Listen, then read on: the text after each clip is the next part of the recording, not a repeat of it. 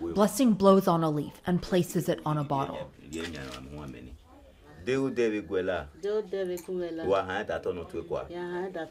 She's come to the chief priest to guarantee safe passage to Italy.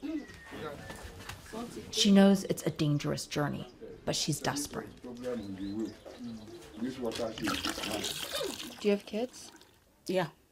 Are they going with you? No. But you must miss them. You'll miss them. I will miss them, yes. Yeah. The ritual will culminate in a juju oath, where she'll pledge to repay the cost of travel to her sponsor in Europe. We're forbidden from filming this final step. So powerful, says the priest, that when he finishes, if Blessing breaks her promise, the spirit will appear in her dreams and cut her. Do you know how much you're going to have to pay back? I don't know. She has put all her trust in her sponsor and her faith, and it's a potent combination that has sent a record number of Nigerian women to Europe. The International Organization for Migration estimates that in 2014, around 1,400 traveled. This past year, the numbers spiked to 11,000. The vast majority come from here, Benin City, where the economy runs on remittances from abroad, and women are regularly approached with false promises. You trusted him. Yes, very much. I trusted him. Most of the times, there are some things I tell him I don't tell my parents. Sandra is talking about her deputy pastor, who told her he had a vision from God that she traveled overseas.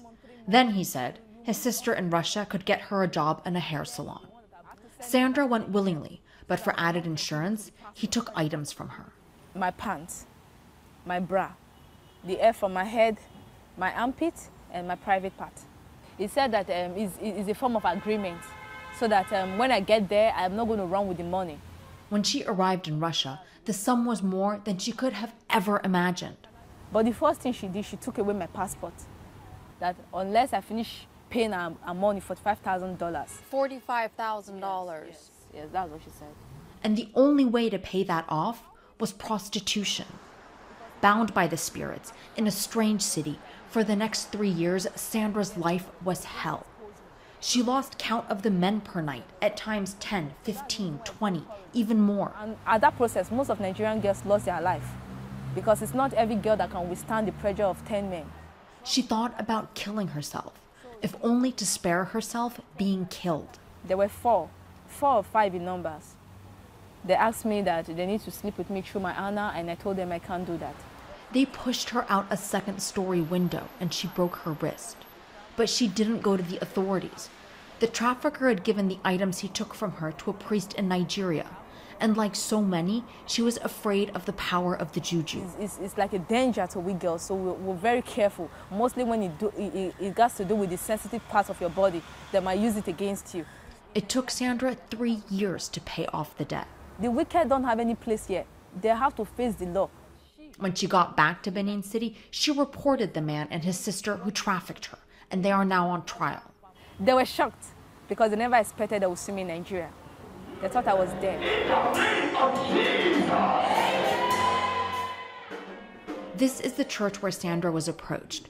The church's head pastor says the man was a member, but not a deputy pastor. And there are numerous disturbing reports of other churches manipulating and abusing faith. I don't call them pastors, I call them a herbalist or native doctor in suit who would do such. The betrayal that stretched across 2 continents is now even closer to Sandra. Even my own father, he said I'm not his daughter. Still, she believes that her father will see her strength. When he sees my story has changed in a different way, maybe he will be the one to reconcile with me. Maybe he will be the one calling me. And this is my best child. This is my child that God has favored. She's publicizing her ordeal so that others don't have to go through it, turning her nightmare into power. Arwa Damon, CNN, Benin City, Nigeria.